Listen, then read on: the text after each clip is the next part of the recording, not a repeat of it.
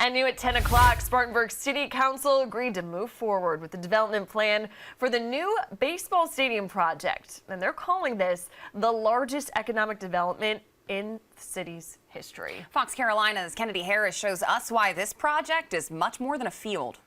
We're reaching $500 million in investment in Spartanburg. These empty lots won't be empty much longer. Leaders agreed on a deal with developers. We believe it'll transition Spartanburg to a whole new level of economic activity and opportunity for the residents that live here. In addition to the 3,500-seat baseball stadium, more than $300 million in private investment will fund office space, more than 300 apartments, a 150-room hotel, and 3 parking garages. The city will pitch in with revenue mainly from the county accommodations tax, city hospitality tax, and state grants. Some leaders did have concerns about the deal, but the city manager says it's near perfect, and there's not much time to debate if they want to meet the goal to have the stadium complete by the spring of 2025. Does the city believe the benefits of the project outweigh the cost? The first concern, the deal doesn't allow the city to provide incentives for new hotels until 3 years after the stadium hotel is built. Plus, no affordable or workforce units will be offered in the apartments. We are unique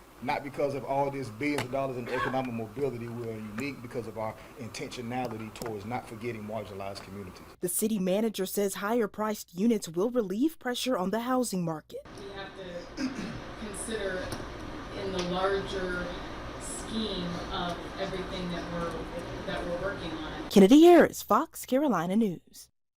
Well, we are still waiting on those new renderings for the project. The city manager says they could come as soon as next month. Very exciting.